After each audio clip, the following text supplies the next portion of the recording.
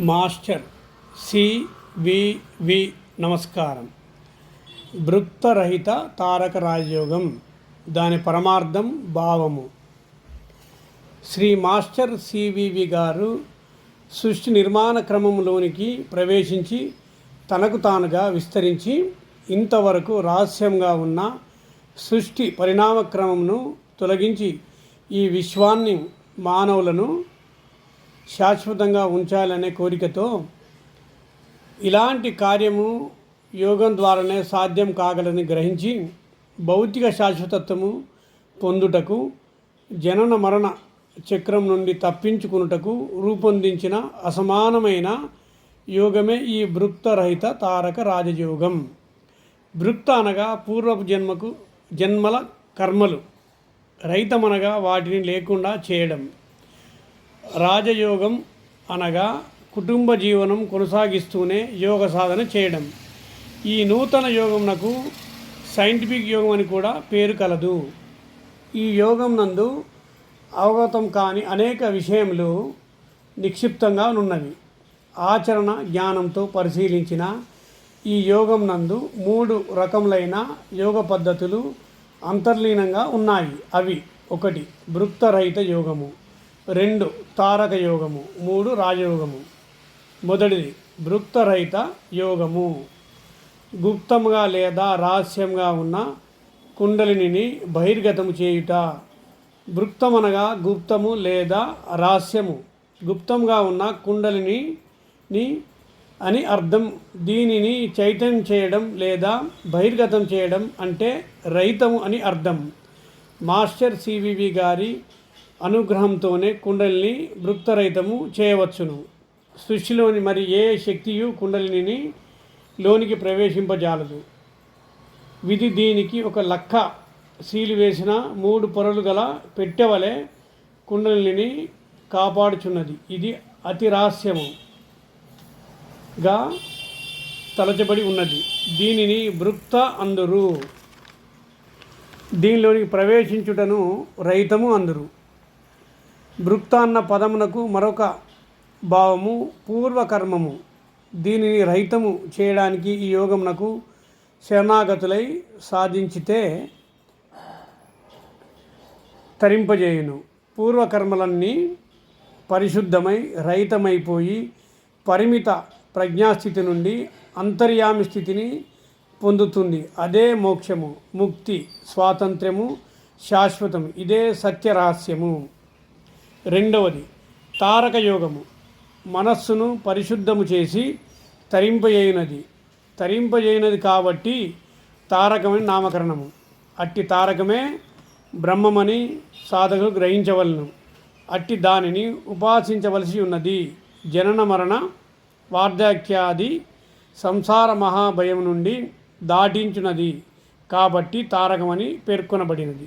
సాధకులు, మోక్షాపేక్ష గలవారు రాజయోగమును అనుష్ఠించెదరు.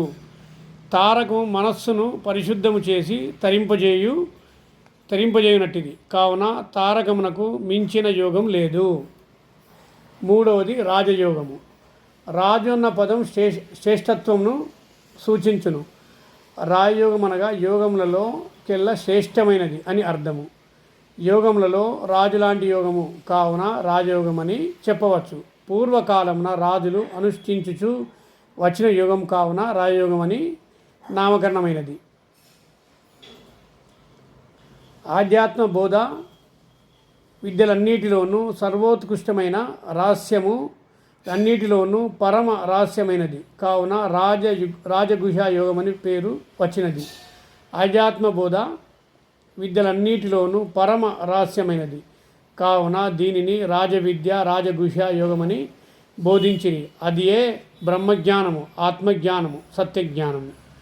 రాజయోగాన్ని అష్టాంగాలుగా విభజించారు. అవి యమము, నియమము, ఆసనము, ప్రాణాయామము, ప్రత్యాహారము, ధారణ, ధ్యానము, సమాధి. ఇది తంత్రయోగానికి సంబంధించినది. ఇతర యోగ శాస్త్రాల మాదిరి ఇది కూడా ఒక శాస్త్రం. రాజయోగ ధ్యేయమే ఏమనగా కుండలిని మేల్కొలిపి ఊర్ధ్వముఖముగా పయనింప చేసి కుండలిని శక్తిచే షట్చక్రములను అధిరోహించి తిరిగి దాన్ని యథాస్థానములో ఉంచుటయే రాజయోగము. రాజయోగి కావలెనన్నా ఈ క్రింది 6 యోగములను పూర్తి చేయవలసి ఉన్నది. అవి: 1. విత్తయోగము, దృగుణయోగము, వాల్యయోగము, అగ్నియోగము, ఆజ్ఞాయోగము, బృంజితాయోగము. తారక రాజయోగి కావాలనన్నా అదనంగా ఈ క్రింది 6 యోగములను పూర్తి చేయవలసి ఉన్నది. అవి: హితుయోగము, బ్రహ్మయోగము, లింబియోగము, సుకృతయోగము, వైత్రయోగము, పంచయోగము. రాజయోగ దశకు చేరవలనన్నా 6 యోగములు మరియు తారక రాజయోగ స్థితి చేరుటకు అదనంగా 6 యోగములు చేసిన తరువాత మాత్రమే భృక్తరహిత తారక రాజయోగాన్ని అర్హులు. అనగా యోగ సాంప్రదాయము మరియు ప్రమాణముల ప్రకారం ఈ నూతన యోగంలో చేరువారు పైన చెప్పబడిన 12 యోగానుభూతులు, యోగానుభవములు, యోగ సంస్కారములను పొంది ఉండవలెను. ఎంటీఏ ఈ నూతన యోగ సాధనకు కుంభకోణంలోని శ్రీ కంచిపాటి వెంకటస్వామిరావు మాస్టర్ సివివి గారిని ఎన్నుకున్నారు. మాస్టర్ సివివి గారు 1868 ఆగస్టు 4వ తేదీన ఉదయం 10:20 ధనిష్టా నక్షత్రమున అమ్ముల్ సత్రము కుంభకోణంలో జన్మించారు. ఎంటీఏ యోగమునకు సంబంధించిన నియమ నిబంధనలు, సూచనలు, ఉపదేశాలు తదితర విషయములు హిమాలయ పర్వతములలో నివసించుచున్న మహాత్ములకు పంపగా వారు వాటన్నిటిని ఎంటీఏ ద్వారా శ్రీ మాస్టర్ సివివి గారికి అందజేశారు.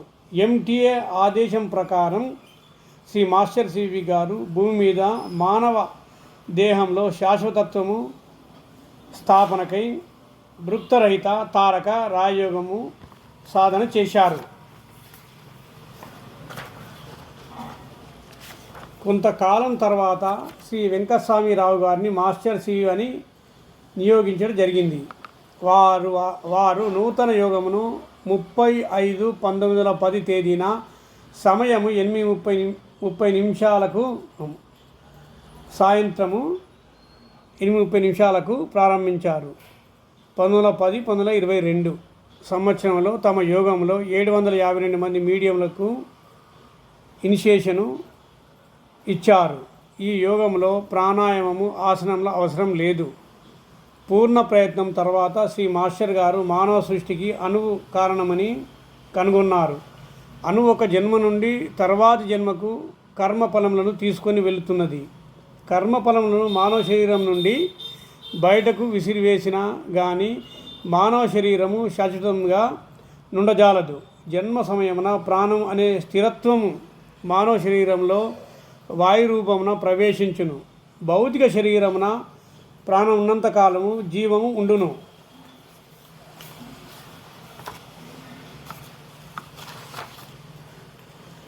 ప్రాణం వెళ్ళిన తర్వాత జీవకళ ఉండదు, మరణం సంభవించును.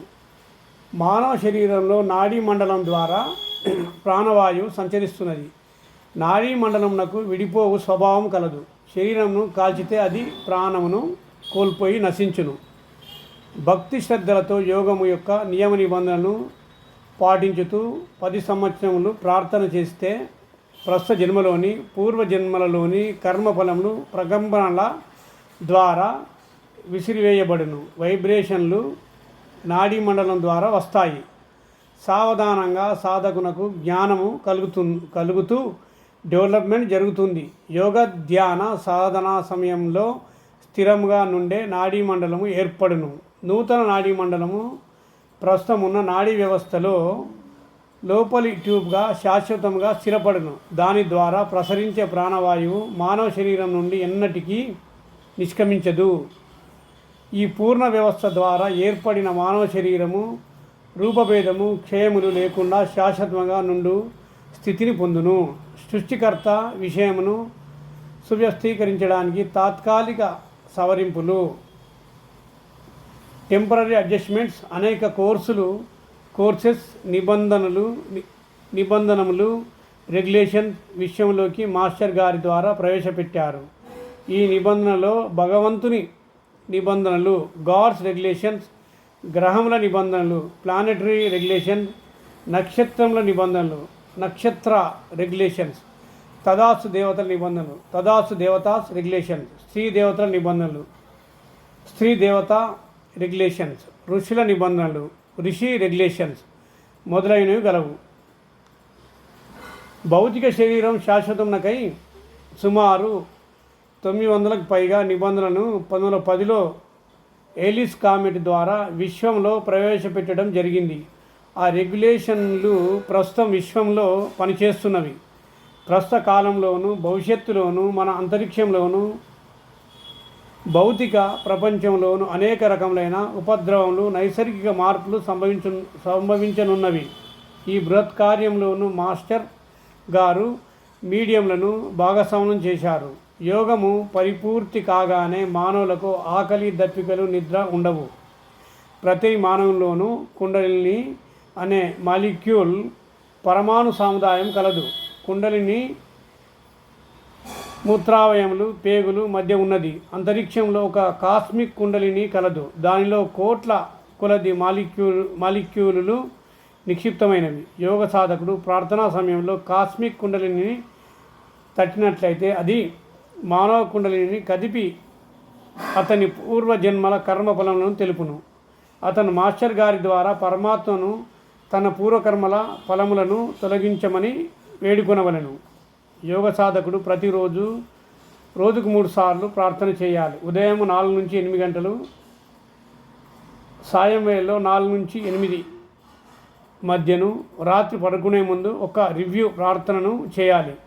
సూర్యగ్రహము ఉదయం 4 గంటల నుండి సాయంత్రం 4 గంటల వరకు విశ్వము కాస్మోస్ను శాసించును. చంద్రుడు కాస్మోస్ను సాయంత్రం 4 గంటల నుండి మరుసాటి దినం ఉదయం 8 గంటల వరకు శాసించును. ఒక దినం ప్రార్థన ఒక జన్మ యొక్క కర్మఫలములను తొలగిస్తుంది. విరామము లేకుండా, శ్రద్ధతో, లోపము లేకుండా ప్రతిదినము ప్రార్థన చేయాలి. కనీసం 10 సంవత్సరాల ప్రార్థన ఆవశ్యకంగా చేయాలి. ప్రతి మనిషి ఒక పిట్యూటరీ గ్రంథి గలదు. పిట్యూటరీ గ్రంథిలో అసంఖ్యాక కణములు గుమిగూడును. ప్రతి కణము ఒక్కొక్క రోగమునకు ప్రాతినిధ్యం వహిస్తున్నది. 1916లోనే మాస్టర్ గారు భౌతిక శరీరంలో 4445 రకముల రోగములను గుర్తించారు. కాస్మోస్లో ఒక కాస్మిక్ పిట్యూటరీ గలదు.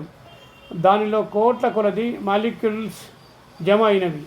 ప్రతి మాలిక్యూల్ మీద అసంఖ్యాకములైన సూక్ష్మ అణువులు జమ అయి ప్రతి కణము వివిధ రోగములకు సంబంధించినవిగా నున్నవి. ఒక రోగిని ట్రీట్ చేసే వ్యక్తి కాస్మిక్ పిట్యూటరీని ఆ రోగమునకు సంబంధించి టచ్ చేస్తే అది వెంటనే మాస్టర్ సివివికి రిలీఫ్ కొరకు రిపోర్ట్ చేస్తుంది. వెంటనే రోగికి రిలీఫ్ కలుగుతున్నది. ట్రీట్ చేసే వ్యక్తి శ్రద్ధాభక్తులతో, అంకుడిత దీక్షతో, పూర్ణ విశ్వాసముతో లోలోన గమనించుతూ యోగ నియమ నిబంధనలను 10 సంవత్సరం నిరవధికంగా అనుసరించినచో పైన గల ఉత్తమాధికారులు ట్రీట్మెంట్ శక్తులను సాధకునకు అనుగ్రహించగలరు.